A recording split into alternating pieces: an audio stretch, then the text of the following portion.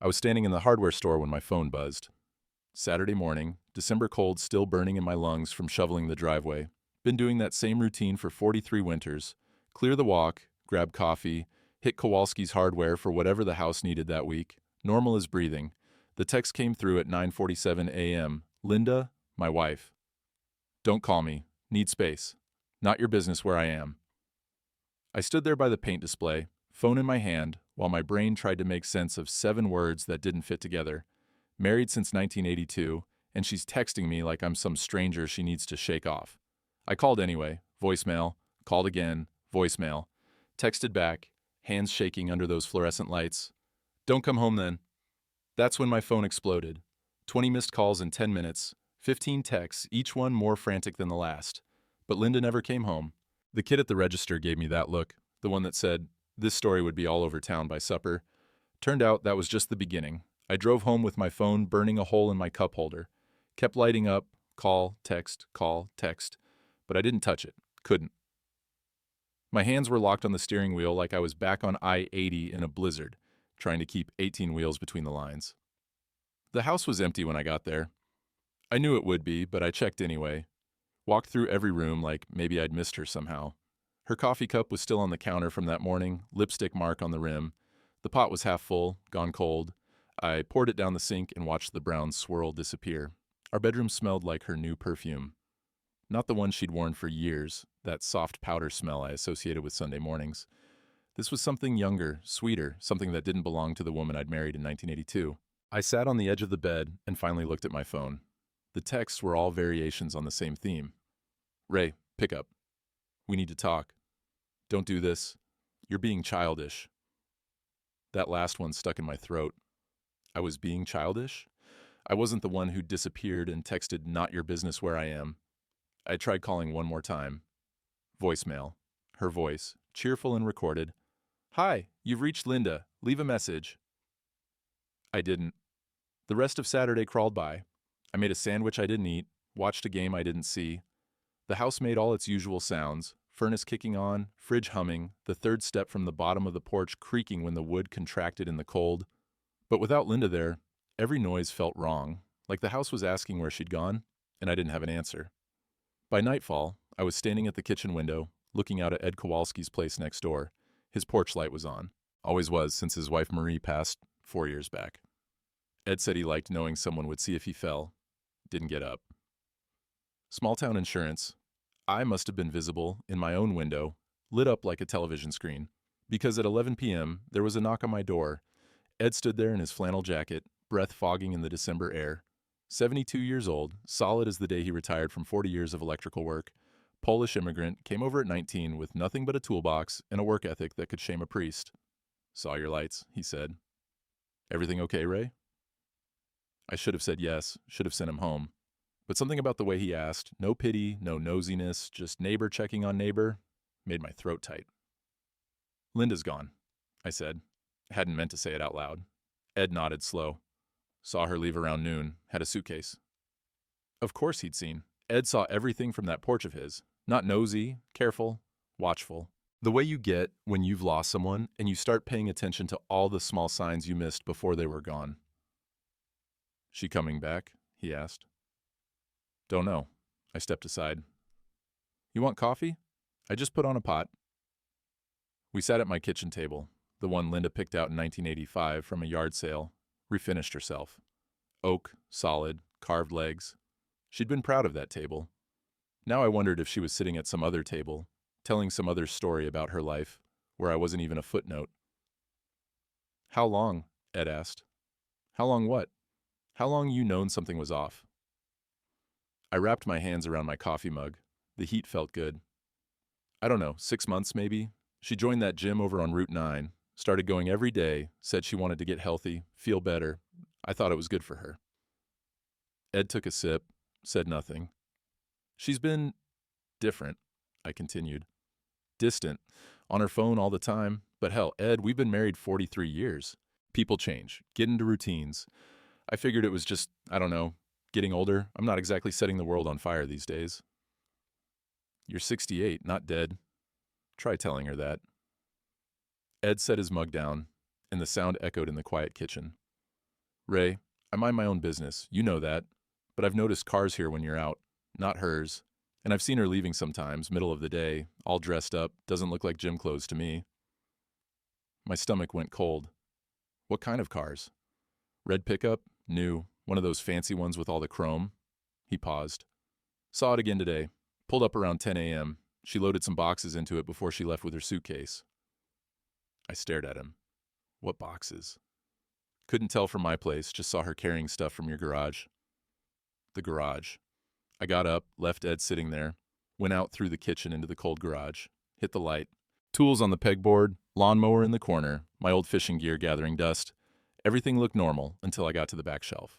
The box was gone, my Vietnam box, the one with my bronze star in it, my dad's dog tags from Korea, letters I'd written home from Da Nang that my mother saved, gave back to me after she died.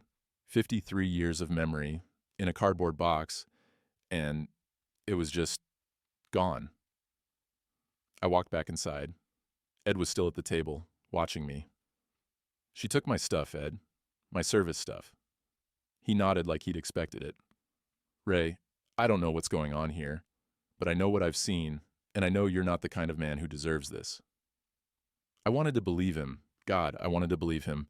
But standing in my kitchen at midnight, my wife gone and my past stolen, I wasn't sure what kind of man I was anymore. Linda came home Tuesday evening. I was sitting in my recliner, same spot I'd been sitting for 3 days, when I heard her key in the lock. My heart did this stupid leap, relief and dread mixing into something that tasted like pennies in my mouth.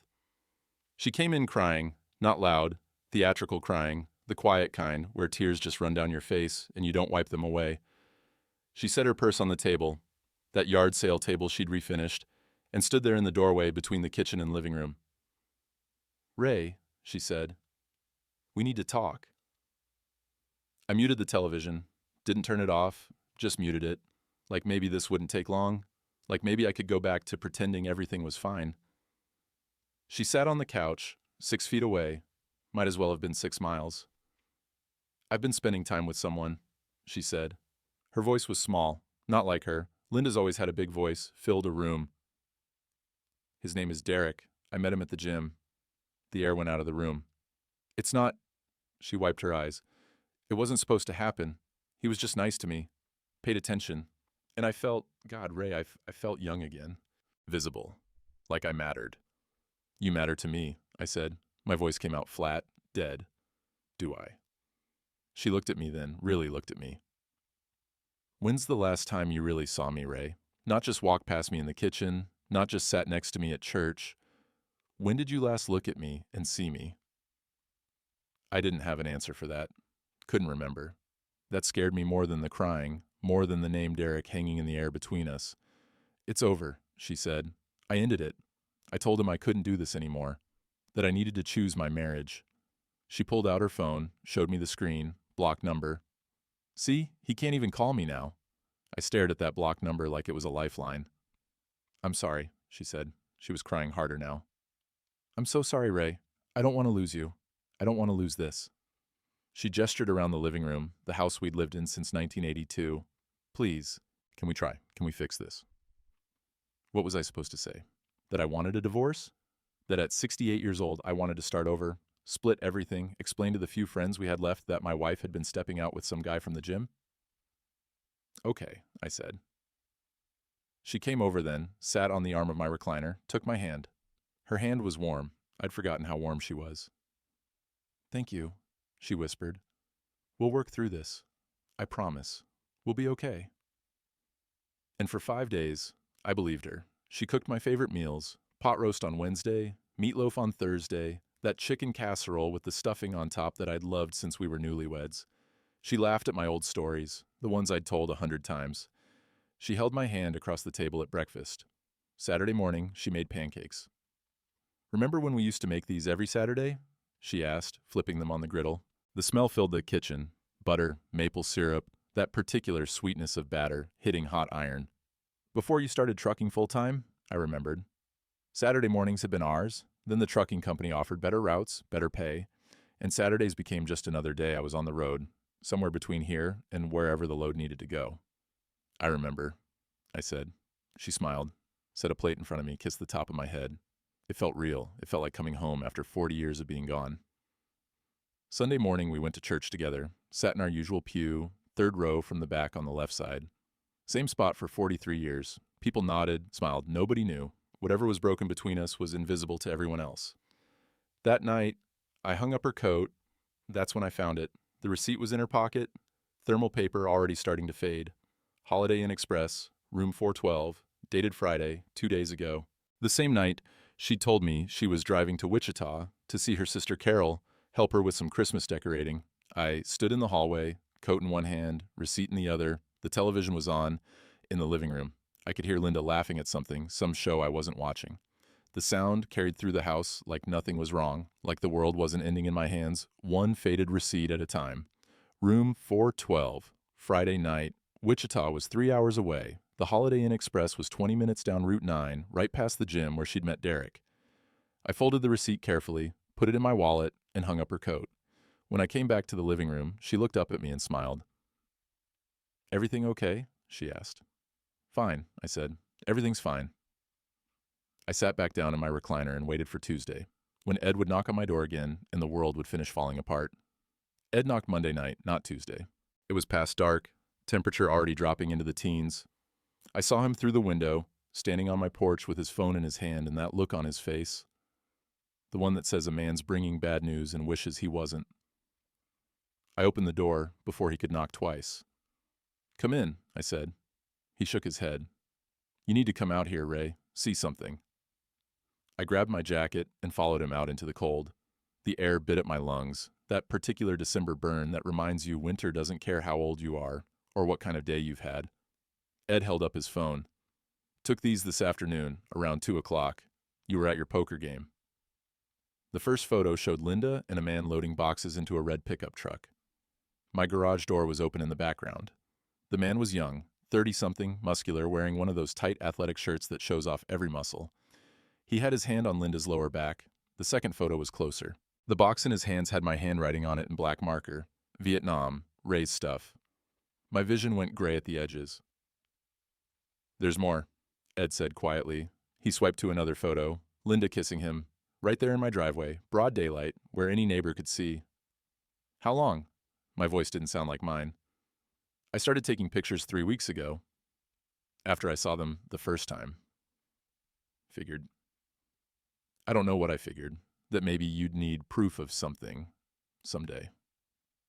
I walked back inside without a word, straight through the kitchen, through the door to the garage, hit the light. The shelf where I kept that box was empty, just dust outline where it had sat for 20 years since I'd moved it from the last house. Everything else was there. Tools, lawn equipment, Christmas decorations Linda insisted on keeping even though we hadn't put up a tree in 5 years. But the box, with my bronze star, earned in a firefight outside Da Nang in 1971, was gone. My father's dog tags from Korea, the letters I'd written home, scared and 20 years old, trying to sound brave for my mother. 53 years of proof that I'd served, that I'd been young once, that I'd been something other than an old man whose wife was tired of him. Gone. I went back inside. Ed was in the kitchen, had helped himself to coffee. The pot was already brewing when I came in. He must have started it while I was in the garage. That's Ed, always thinking ahead. "I need to check something," I said. I got my bank statements from the desk drawer in the spare bedroom. Hadn't looked at them in months. Linda handled the bills, always had. I drove trucks for 40 years. She managed the money. That was our deal. I spread them across the kitchen table while Ed watched. 3 months ago, $80,000 had moved from our joint savings account into an account I didn't recognize. Account number ending in 7743. 2 months ago, another $80,000. Last month, $80,000 more. $240,000 total. Gone from our joint account into somewhere. "That's from when you sold the trucking business," Ed said quietly. He was reading over my shoulder. 3 years ago, I'd sold my owner-operator business. 3 trucks, 2 drivers besides me, 40 years of building something. Got $240,000 for it after the loans were paid off. Thought I'd retire comfortable, maybe travel a little, see the grandkids more if Michelle ever started speaking to me again. That money was supposed to be our security, our old age. "Where'd it go?" Ed asked. "I don't know." My hands were shaking.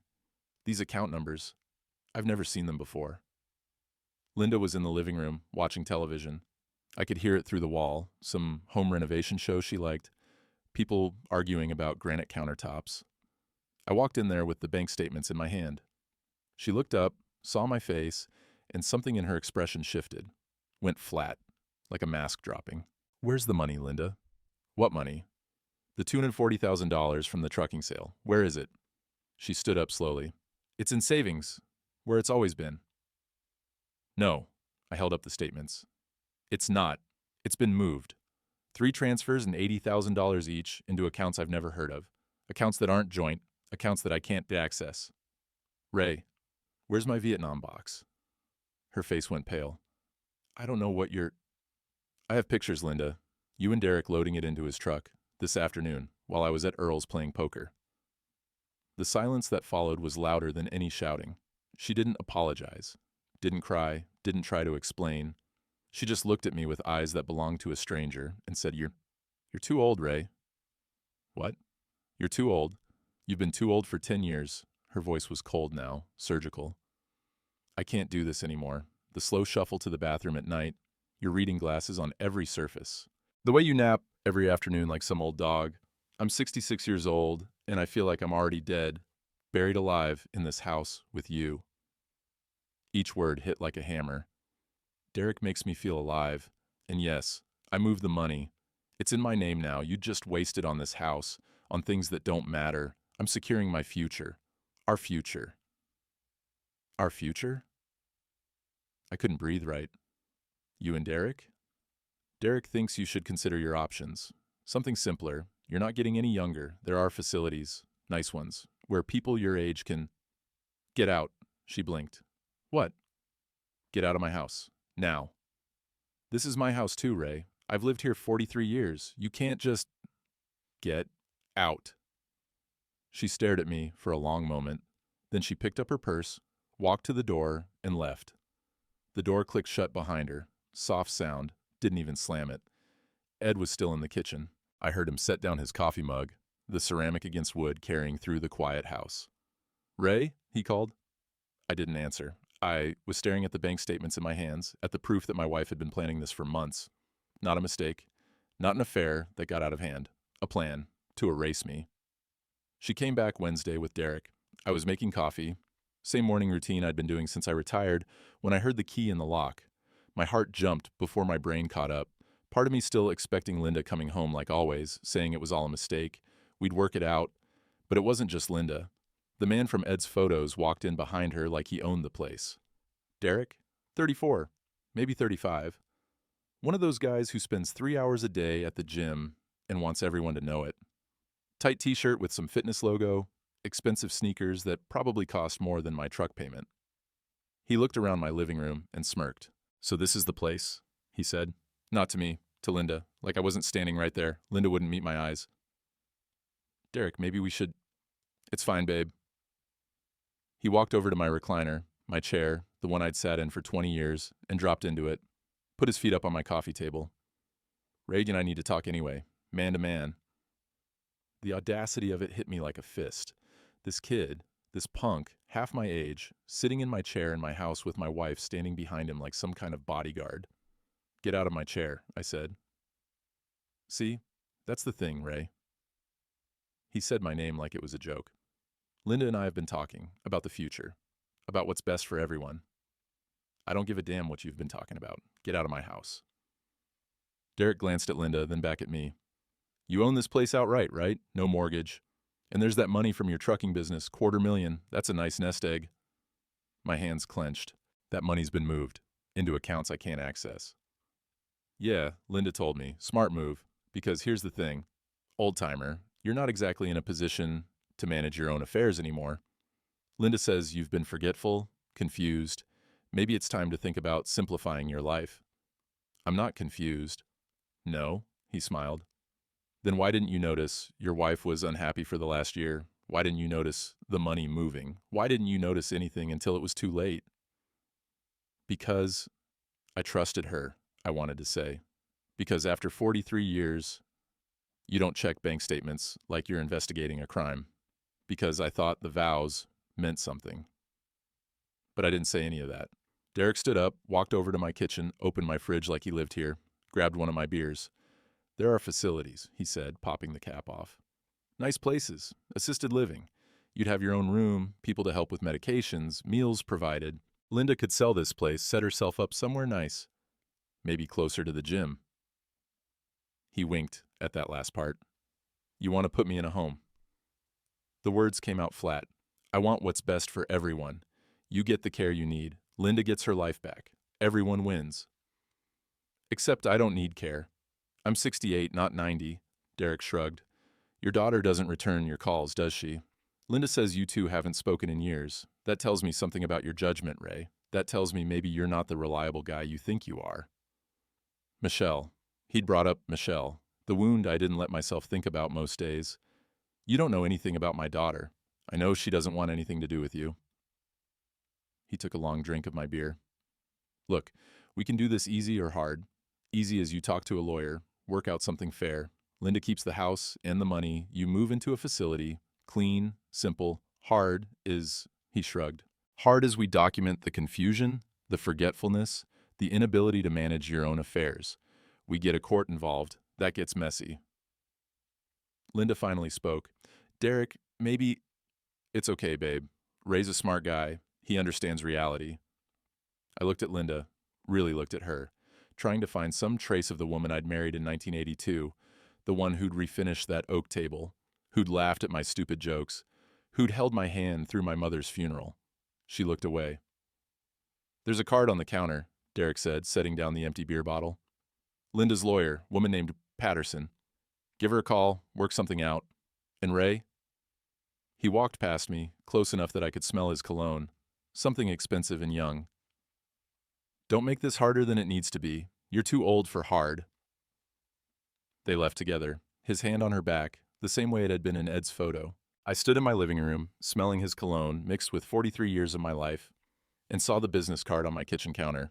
Patterson and Associates, Family Law. I picked it up. The card was bent, creased, like it had been carried in a wallet for a while. I turned it over. On the back, in Linda's handwriting. First consultation 11/15. November 15th, 3 weeks before she'd confessed to the affair. A month before she'd come home crying, asking for another chance. She'd been planning this all along. I called the police. The dispatcher was polite, professional, took my information, said she'd send someone out. The officer who showed up was maybe 30. Baby-faced, earnest, listened to everything. The affair, the money, Derek's threats, the stolen memorabilia box. He wrote it all down in a little notebook. Sir, he said when I finished, has your wife threatened you physically? No, but has she prevented you from accessing your home? No. She has a key, but are you in immediate danger? They want to put me in a facility. They're trying to take everything. Mr. Donovan. He closed his notebook. This sounds like a marital dispute. A difficult one. I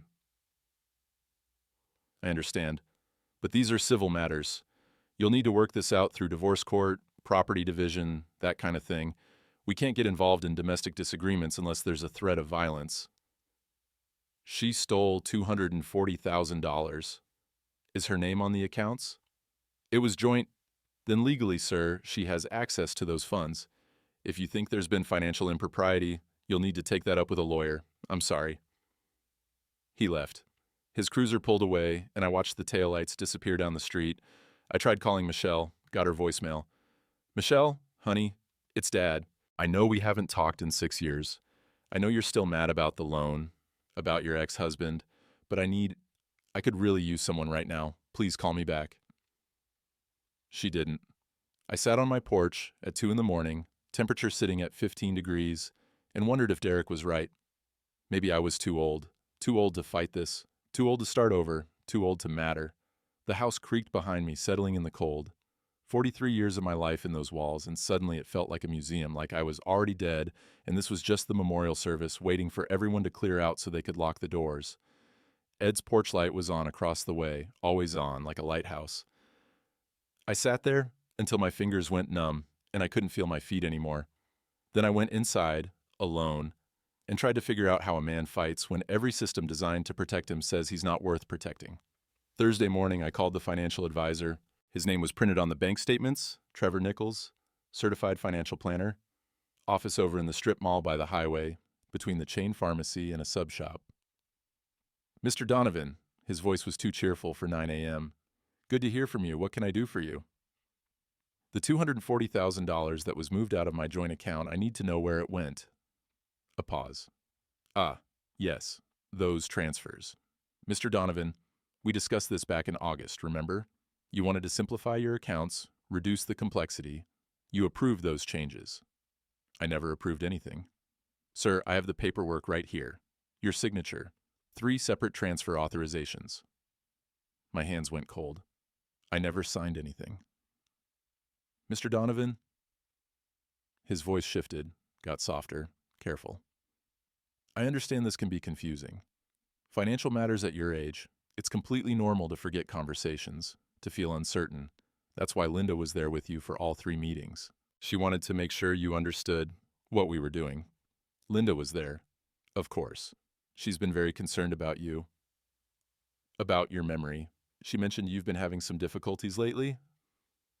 I hung up, sat there in my kitchen, staring at the phone, trying to remember August, trying to remember meetings I knew I'd never had, signatures I knew I'd never signed. Was I losing my mind?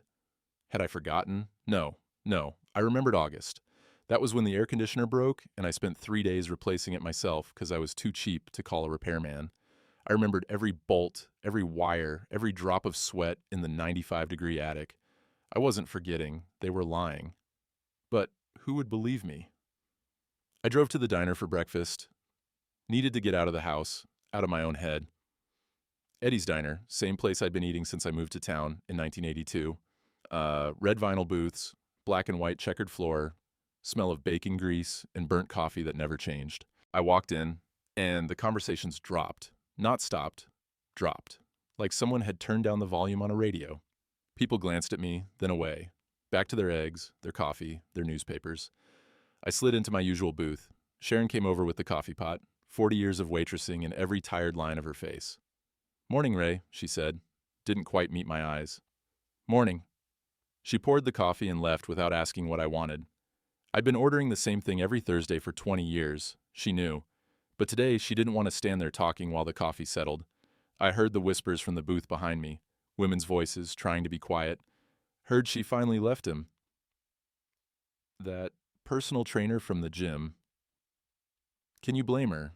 Man that age probably hasn't touched her in years. My sister goes to that gym, says Derek's a real sweetheart. I wrapped my hands around the coffee mug and stared at my eggs when Sharon brought them. The coffee tasted like shame. I ate half, left money on the table, walked out while the whispers followed me through the door. Back home, I sat at the kitchen table and looked at the papers spread in front of me. Bank statements, Ed's photos, the hotel receipt, Trevor Nichols's business card. It was all there, all the proof. But proof of what? That my wife was cheating? That was a marital problem. That money had been moved? She had legal access? That my memorabilia was missing? She could say it was a gift, a misunderstanding. Every piece of evidence I had could be explained away, dismissed, turned into proof that I was confused, paranoid, not managing well. They'd built the trap carefully. I thought about Derek's words. Easy or hard? Easy was giving up, signing papers, moving into some facility where they bring your meals on trays and everyone talks to you like you're 5 years old. Where you sit in a day room with other men who've been set aside, waiting for the end. Hard was fighting. But fighting who? The police wouldn't help. My daughter wouldn't answer. The town thought I was the problem. Old man who couldn't keep his wife happy, probably did something to deserve this.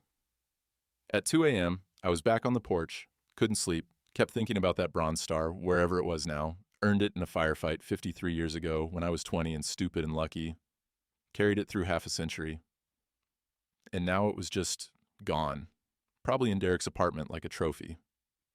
Look what I took from the old man. I thought about my father, worked until he was 81, strong as oak, sharp as ever, died in his sleep, on his own terms, in his own house. That's how a man should go out, with dignity, not like this, not erased piece by piece until there's nothing left but a name on a facility roster. The cold bit at my face, my hands, 15 degrees. My breath came out in clouds. Maybe Derek was right. Maybe I was too old for this. Maybe... Ed's porch light came on. I watched his door open. He stood there in his robe, looking across the gap between our houses. "Ray," he called over, "it's 2 in the morning and 15 degrees. Either come over here or let me come over there, but I'm not letting you freeze to death on your own porch." "Go back to bed, Ed." "Can't. Been watching you sit out there for 2 hours. Marie used to say I was too nosy for my own good, but I figure someone should keep an eye on you." "I'm fine." "You're not. Come on, I got coffee." I sat there another minute, pride and exhaustion warring in my chest. Then I got up and walked over to Ed's place. His kitchen was warm, smelled like coffee and old wood and safety. He poured 2 mugs, set one in front of me. "Talk," he said. So I did. Told him everything. The money, the advisor, the threats, the police blowing me off, Michelle's silence, the diner whispers. All of it spilled out while the coffee went cold. When I finished, Ed was quiet for a long time. "I know a lawyer," he finally said. "Ed, I can't afford—" "Listen to me." His voice was firm. 3 years ago, my son tried to have me declared incompetent, wanted to put me in a home, sell my house, said I couldn't manage anymore, said I was confused, forgetful. Same playbook you're describing. I stared at him. I didn't know. Nobody did. Kept it quiet. But I had a lawyer, woman named Patricia Chen, specializes in elder law, financial abuse. She tore my son apart in court, proved I was sharp as ever, showed the judge exactly what he was trying to do. What happened? Judge threw it out. My son left town. Haven't heard from him since. Ed took a sip of coffee. "Patricia knows this game, Ray. She's seen it before. And she wins. I don't... Tomorrow morning, you and me, we're driving to her office. No arguments. No, I can't afford it.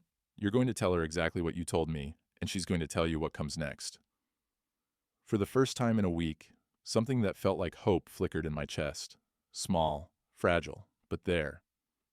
"Okay," I said. Ed nodded. "Now finish your coffee and go home. Get some sleep. Tomorrow, we fight back." I walked back across our yards in the dark, the cold not quite as bitter as it had been. Ed's porch light stayed on behind me, lighthouse in the dark, and maybe, just maybe, I wasn't drowning alone anymore. Friday morning, Ed drove. Patricia Chen's office was in a converted house on the edge of town, white clappered with black shutters and a sign that read, "Chen and Associates, Elder Law." The inside smelled like lemon furniture polish and old books, walls lined with legal volumes that probably cost more than my truck. Patricia was 50-something, sharp eyes behind wire-rimmed glasses, black hair pulled back in a bun that meant business. She shook my hand with a grip that said she wasn't interested in being gentle with me. "Mr. Donovan, Ed's told me a little. Tell me the rest." I laid it out, all of it.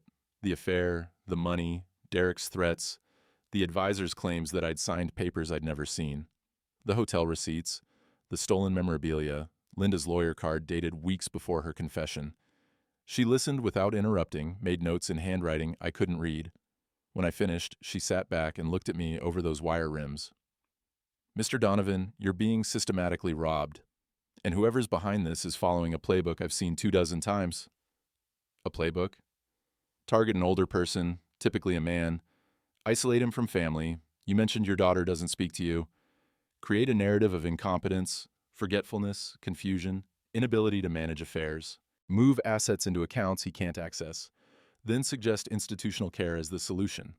Clean, legal, and by the time the victim realizes what's happening, everything's gone."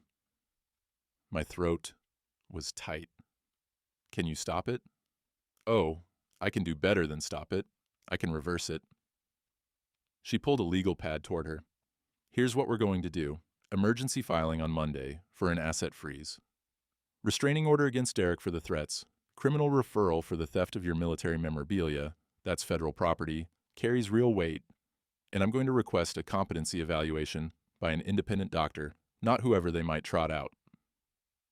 "Will it work?" "Mr. Donovan, I've done this before. The law doesn't like elder abuse, and that's exactly what this is. We're going to make this very uncomfortable for everyone involved." She smiled, and it wasn't warm. It was the smile of someone who enjoyed her work. "How do you feel about confrontation?" "Not sure what you mean." These cases work best when the community sees what's happening, when the narrative shifts from old man can't manage to old man being exploited." You willing to stand up in public? Make this visible? Before I could answer, my phone rang. Michelle. I stared at the screen like it might be a mirage.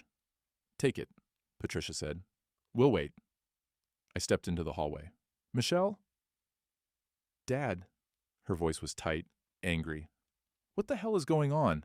I just got off the phone with Uncle Jim. He says Mom's telling people that you're confused, having memory problems, that she's worried about you. Uncle Jim, Linda's brother. Of course she'd called him. Michelle, I'm not confused. Your mother's having an affair. She's moved money out of our accounts. She and this guy, Derek, they're trying to... I'm driving up from Tulsa. I'll be there in 4 hours. Michelle, you don't have to... 4 hours, Dad. Don't do anything stupid before I get there. She hung up. She hung. I stood in that hallway, phone in my hand, and felt something shift. Michelle was coming, my daughter who hadn't spoken to me in 6 years, who'd told me she never wanted to see me again after I'd refused to loan money to her deadbeat ex-husband. She was coming. When I went back into Patricia's office, Ed was signing papers. Retainer, he said, not looking at me. Don't argue. Marie would have wanted me to help. Ed, Ray, when my son tried to put me in a home, I had nobody. I fought alone. You're not going to. He looked up at me then. That's what neighbors do. Patricia pushed a stack of papers across the desk. Read these tonight. I'll need them signed by Monday morning. We file at 9 a.m. And Mr. Donovan? She leaned forward. They're going to push back. Hard. This is going to get ugly before it gets better. You prepared for that? I thought about Derek's feet on my coffee table, Linda's cold eyes, the diner whispers, the bronze star sitting somewhere I couldn't reach it. Yeah, I said, I'm prepared. When Michelle's car pulled into my driveway that afternoon, I was on the porch. Colorado plates, sedan that pulled left like it needed alignment. She got out looking like her mother did 30 years ago. Same jawline, same dark hair, same way of standing like she was ready for a fight. Dad. Baby girl. We stood there awkwardly for a moment. 6 years of silence sitting between us like a wall. Then she said, Uncle Jim called me. Said Mom's worried you're declining, having memory issues, getting paranoid. She crossed her arms. So I called Mom, asked her what was going on. What did she say? That you were making accusations, that she was scared for you, that she'd been talking to lawyers about options. Michelle's jaw tightened. She called you a danger to yourself? Said maybe it was time for professional care. The words hung in the cold air. You believe her? I asked. Michelle looked at me for a long moment. Really looked. Mom said you'd forgotten your wedding anniversary. Said it broke her heart. Our anniversary's September 12th. Always has been. I know. I was there, Dad. I was the flower girl. She shook her head. Mom told me it was October 15th. Said you forgot. But I remember September 12th because it was 3 days after my birthday, and I was pissed you guys scheduled your anniversary so close. Something cold settled in my chest. Linda was lying, to our own daughter, making up details to build the narrative that I was losing my mind. She's really doing this, Michelle said quietly. She's really trying to paint you as incompetent.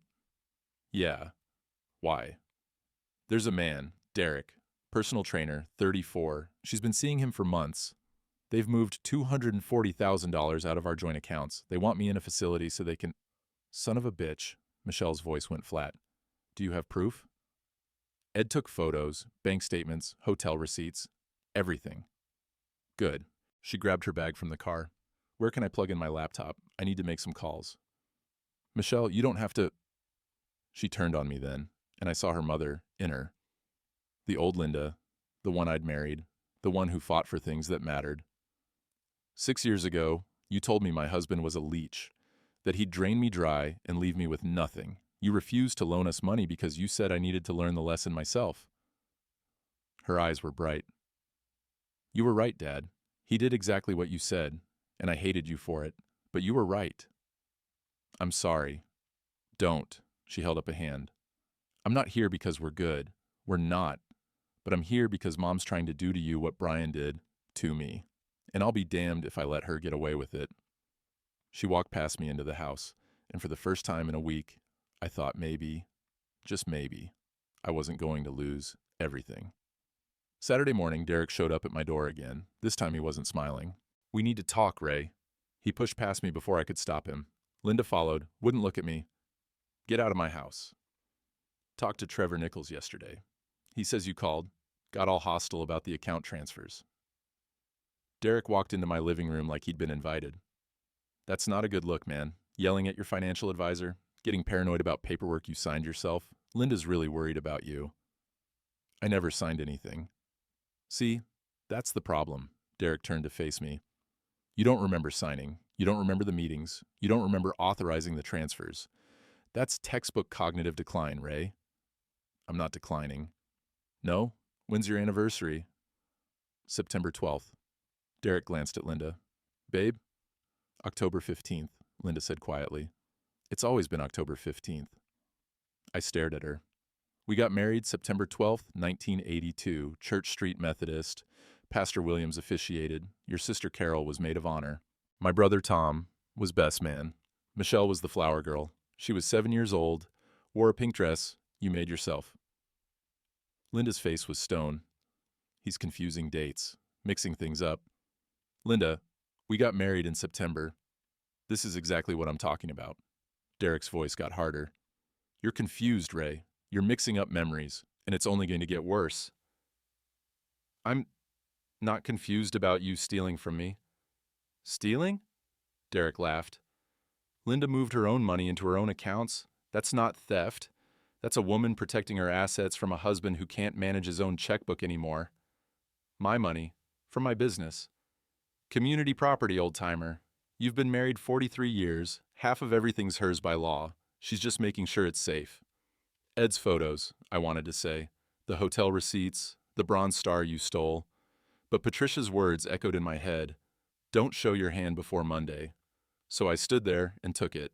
Derek stepped closer. I could smell that cologne again. Young, inexpensive, and wrong in my house.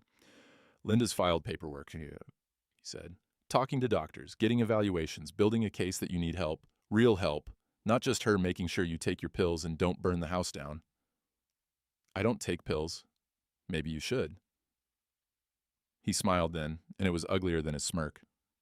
Look, Ray, I get it. You're scared. Getting old is scary. Losing control is scary. But this doesn't have to be a fight. You can make this easy. Sign the papers Linda's lawyer drew up, agree to an evaluation, move into a nice place where people can look after you, or, he shrugged, we can do this the hard way. Court, doctors testifying, your daughter explaining to a judge why she hasn't spoken to you in 6 years, everyone in this town watching while we prove you can't take care of yourself anymore. My hands were shaking. Not fear, rage. Pure rage at this kid, half my age, threatening me in my own house, with my own wife standing behind him like a silent witness to my destruction. Monday, Derek said. Linda's lawyer will call you. Be reasonable, Ray. Be smart. They left. I stood in my living room, shaking, while their car pulled away. That's when I saw it. Derek's gym bag. By the door, he'd forgotten it. I picked it up, heavy, unzipped it. Protein shakes, a towel, his wallet. I didn't touch that. And underneath, wrapped in the towel, my bronze star, the medal I'd earned in 1971, the one I thought was gone forever. He'd brought it with him, carried it into my house like a trophy. I sat on my floor, holding that medal, and something broke inside me. Not broke like shattered, broke like ice breaking on a river in spring, like something frozen finally cracking open. They thought I was too old, too confused, too weak to fight back. They thought wrong. I called Patricia. It's Ray Donovan. Monday, when you file those papers, make it hurt. Mr. Donovan? Derek stole my bronze star, federal property. I've got it back now, proof he took it, and I want him arrested.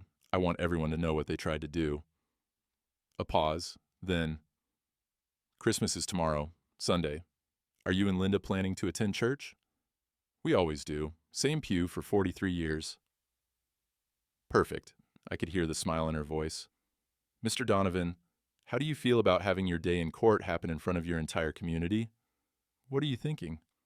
I'm thinking we file everything Sunday morning, early, before church, restraining order, asset freeze, criminal complaint, and I'm thinking the sheriff's deputies serve Derek right there, after service, where everyone can see.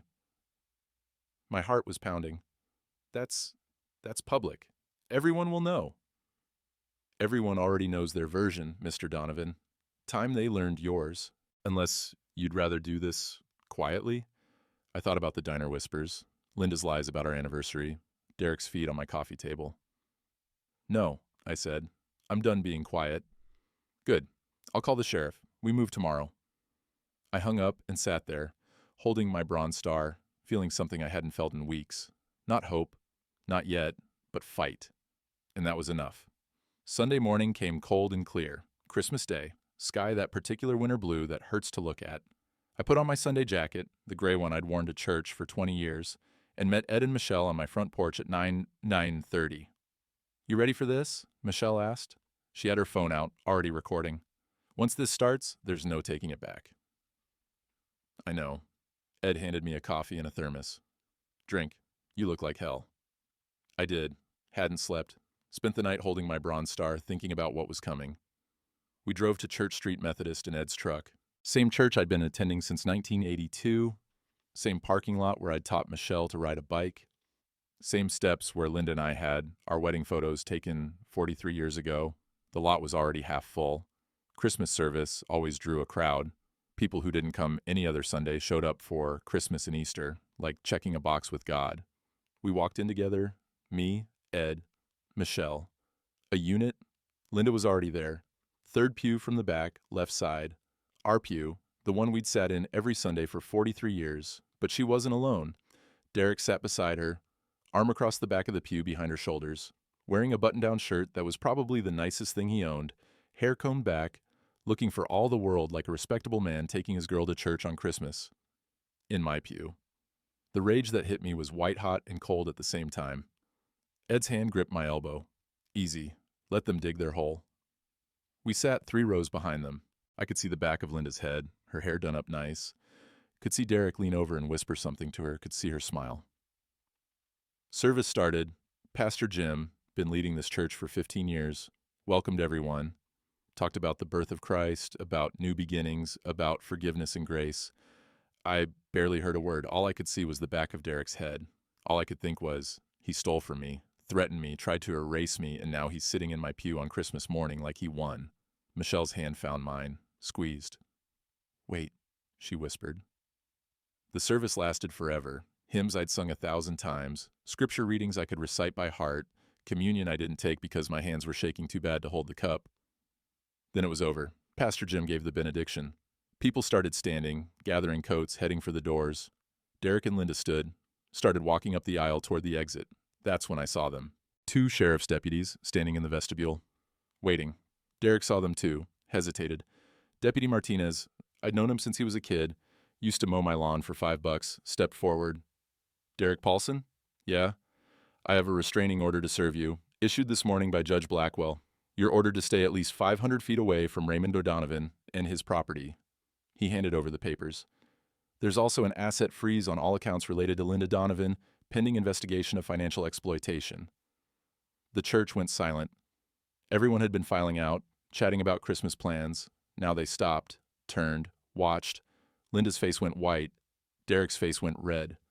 This is bullshit. I haven't done anything. There's also a criminal complaint for theft of federal property, specifically a Bronze Star medal belonging to Mr. Donovan. Martinez's voice was professional, but I'd known him long enough to hear the edge underneath. We recovered it from your residence yesterday evening? I didn't steal anything. Your gym bag, Mr. Paulson. The one you left at Mr. Donovan's residence yesterday, with his Bronze Star wrapped in your towel. I stepped forward then. Ed tried to hold me back, but I shook him off, walked right up to Derek, close enough to see the panic in his eyes. I'm not too old to protect what's mine, I said. My voice was quiet, steady, but it carried in that silent church. Derek's mouth opened, closed, no smirk now, no swagger. Sir, I'm going to need you to come with us, Martinez said. We have some questions about the theft and about threatening behavior toward Mr. Donovan. I didn't threaten him. You suggested he needed to be in a care facility, that his house should be sold, that he was incompetent to manage his own affairs. Martinez read from his notes. Wednesday, at his residence, witnessed by Linda Donovan. Those statements constitute attempted exploitation of a vulnerable adult. Linda, tell them. Derek turned to her, but Linda was backing away, small steps like she could disappear into the crowd. Ma'am, we'll need a statement from you as well, Sayes, the second deputy said. I don't know what he's talking about. Linda's voice was shaking. Derek was just trying to help. Ray's been so confused lately. Our anniversary is September 12th, Linda. I said it loud enough for everyone to hear. September 12th, 1982. You wore your mother's veil. We had the reception at the VFW hall. Earl Hawkins got drunk and sang Stand By Your Man at 2 a.m. Someone in the crowd laughed, nervous. Ray, you're confused. Michelle was 7 years old, wore a pink dress. You made it yourself, stayed up 3 nights finishing it. She carried daisies. Michelle stepped forward, held up her phone. I've been documenting everything, Mom. Every lie you told about Dad's memory, every account transfer, every time Derek threatened him. She looked around at the crowd. My father isn't confused. He's being robbed. By his own wife and her boyfriend. And they've been telling everyone he's losing his mind to cover it up. The silence was absolute. I saw faces I knew. Nora Patterson from the church auxiliary, Eddie from the diner, Sharon the waitress, Tom and Judy Brennan from 3 streets over. People I'd known for 40 years, watching this unfold. That's elder abuse, Nora said suddenly, clear voice, cutting through the quiet. That's what they tried to do to my uncle in Wichita. Same story, same lies. I heard Derek bragging at the gym, someone else called out. Younger voice. Said he was going to be set for life. Said old guys were easy marks if you knew how to play them. Derek's face went from red to gray. Martinez took his arm. Sir, you need to come with us. Now. I didn't do anything illegal. Theft of federal property is a felony, Mr. Paulson. Attempting to defraud a veteran of his assets is a felony. Threatening a senior citizen is a felony. You want me to keep going? They let him out in handcuffs. Right there. Christmas morning, in front of the whole church. Linda tried to follow, but 3 women from the church auxiliary stepped into her path. Not aggressive, just present, blocking her way with their bodies and their silent judgment. She looked around, saw the faces staring at her, saw the disgust. Ray, she said. Her voice was small now, young. Ray, please. We can talk about this, work something out. You told our daughter I forgot our anniversary. You told Trevor Nichols I was confused. You told this whole town I was losing my mind. I stepped closer. You stood by, while Derek threatened to put me in a home, while he stole from me, while he tried to take everything I built. I was scared. So was I, Linda. But I didn't lie. I didn't steal. I didn't try to erase you. Pastor Jim finally moved. Finally, put his hand on my shoulder. Ray, I didn't know. If I'd known, nobody knew, I said. That was the point. Make me look crazy, move the money, get me out of the way. Clean and simple. Except I wasn't as confused as they thought. Linda pushed past the auxiliary women and ran. Out the door, into the parking lot, into her car. I watched her drive away. 43 years of marriage, leaving in a cloud of exhaust on Christmas morning. The church was still silent. Then Ed's hand was on my other shoulder. Michelle took my arm. You did good, Dad, she whispered. I wasn't sure about that. Didn't feel good. Felt like I'd just blown up my entire life in front of everyone I knew. But when I looked around, I saw something I hadn't expected. People weren't looking at me with pity anymore. They were looking at me with respect. Nora Patterson came over first. Ray Donovan, you come by the house tomorrow. I'm making a turkey nobody's going to eat alone, and I want to hear the whole story. Tom Brennan was next. Need anything, Ray? I mean it. Anything at all. One by one, people who'd been whispering about me in the diner, who'd believed Linda's lies, who'd thought I was just a confused old man, they came over, shook my hand, apologized, offered help. By the time we got to Ed's truck, my phone was buzzing with texts. Patricia Chin. Heard it went well. Derek's being processed now. Emergency hearing scheduled for Tuesday. We're going to get everything back, Mr. Donovan. I sat in the passenger seat, hands shaking with leftover adrenaline, and looked at Michelle in the back seat. Thank you, I said, for coming, for believing me. You were right about Brian, she said quietly. About everything. I should have listened 6 years ago. Should have called you back when you needed me. Her eyes were wet. I'm sorry, Dad. Don't be. You're here now. That's what matters. Ed started the truck. Diner? I'm buying breakfast. Figure a man who just took his life back on Christmas morning deserves some eggs. I looked out the window, at the church, at the people still standing in clusters talking, probably about me. But for the first time in weeks, I wasn't ashamed.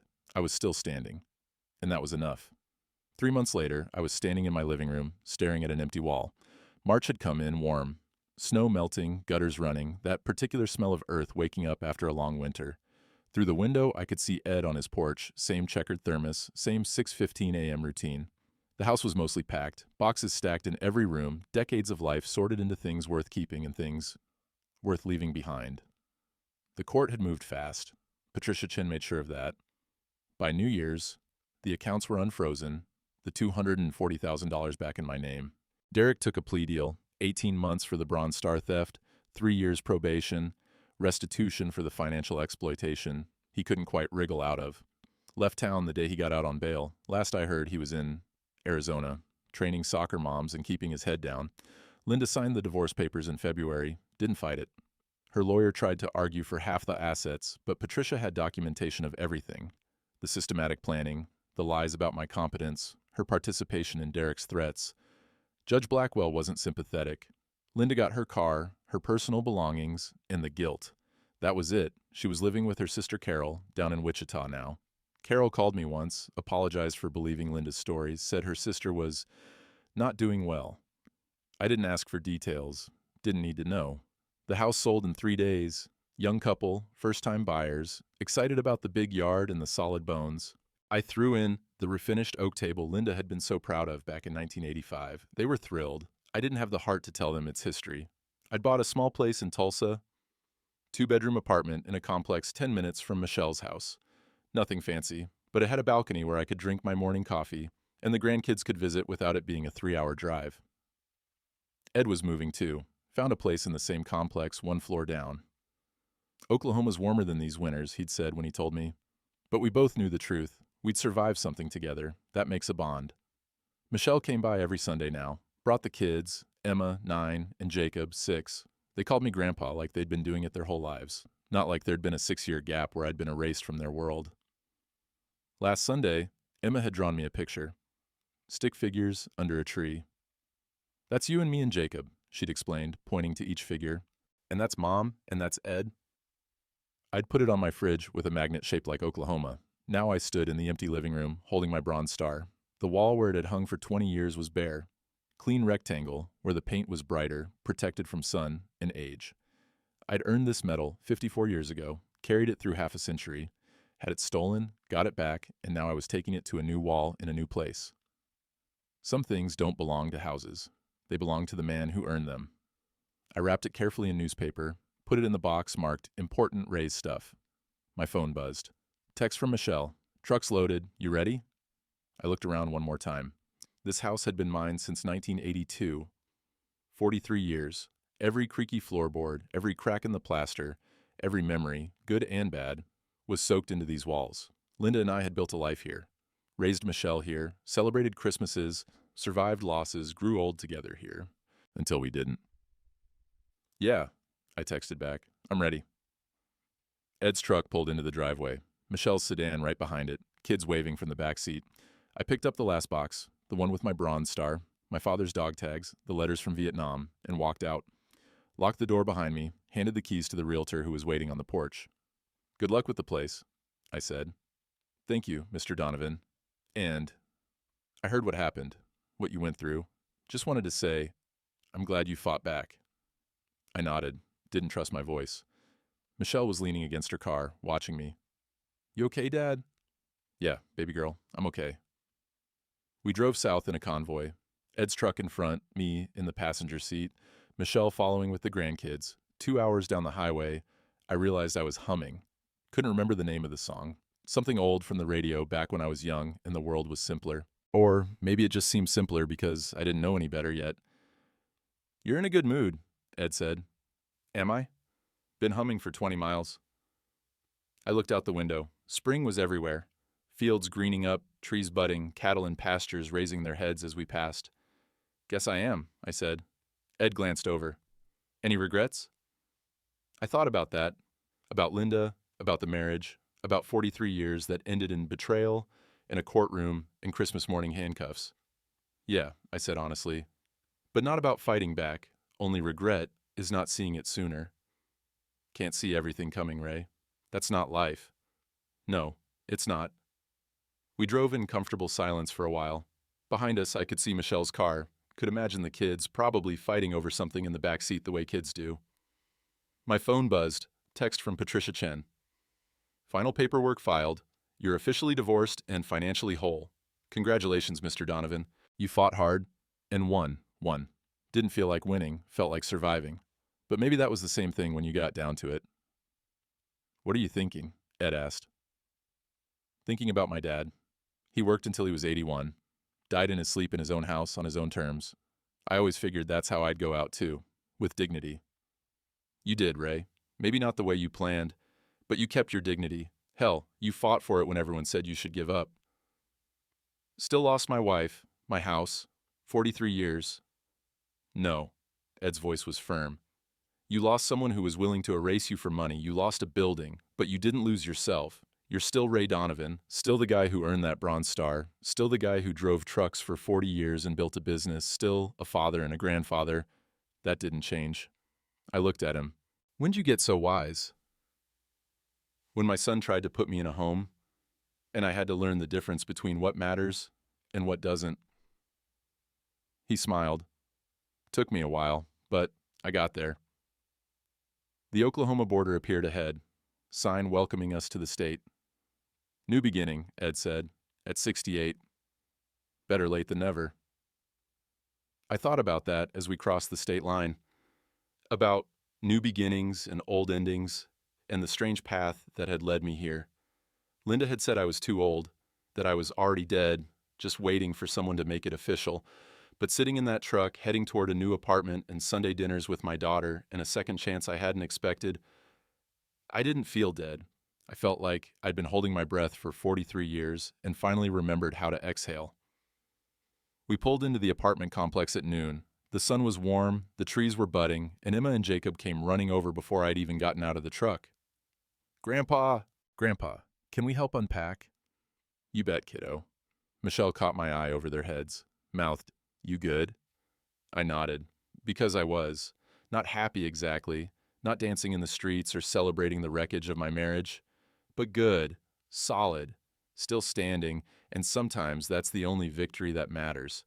I hung the Bronze Star on my new wall the first night, before the couch was in place, before the dishes were unpacked, before anything else. I hung that medal, same nail, different wall, but it caught the evening light the same way it always had. Gold and ribbon, and 54 years of carrying it with me. The apartment was small, living room, 2 bedrooms, a balcony that looked out over a parking lot. Nothing special, nothing like the house I'd lived in for 43 years, but it was mine. Clean title, no ghosts, no one to tell me I was too old to decide my own future. I made coffee, same pot I'd had for 20 years, one of the few things I'd kept, and sat on the balcony in the folding chair I hadn't gotten around to replacing yet. The evening was warm, spring in Oklahoma, just like Ed had promised. No snow to shovel tomorrow morning, no frozen driveway waiting for me at dawn. Through the wall, I could hear Ed moving around in his apartment. Boxes sliding, the thump of furniture being arranged. Solid sounds, sounds of living. From somewhere down below, children were playing, laughing. Emma and Jacob were probably asleep by now, worn out from helping unpack, from the excitement of Grandpa's new place so close to theirs.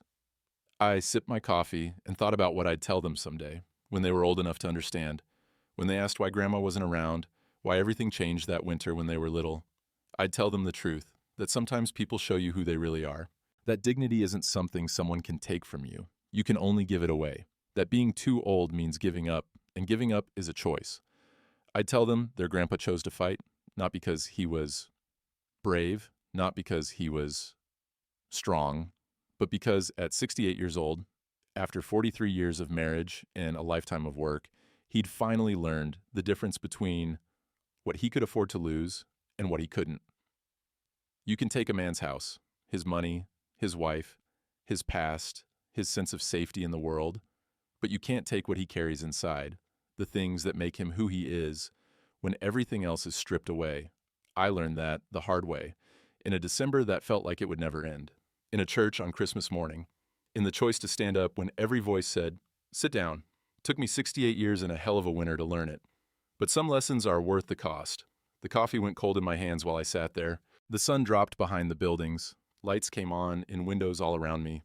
Other lives, other stories, other people just doing their best to make it through. My phone buzzed. Text from Michelle. Kids want to know if you'll make pancakes Saturday morning, like you used to. I smiled. Yeah, I texted back. I'd like that. Behind me, through the open door, I could see the bronze star on the wall, catching the last of the light, still there, still mine. I realized I was humming again, that same tune I couldn't name. From some time long ago, when the world was young and I didn't know yet what I was capable of surviving. Funny thing about starting over at 68, you know what matters this time. And you know what? Doesn't. I finished my coffee, stood up from the folding chair, and went inside. Tomorrow, Ed and I would figure out where the nearest diner was, find a new breakfast spot, a new booth, a new routine. Michelle would come by with the kids. We'd make pancakes, build new Saturday morning memories to replace the old ones. The apartment would slowly stop feeling like a temporary place and start feeling like home. And I would keep waking up, keep going, keep being Ray Donovan, not the man Linda thought I was, not the man Derek tried to erase, but the man I'd always been underneath. Turns out he was stronger than any of us knew.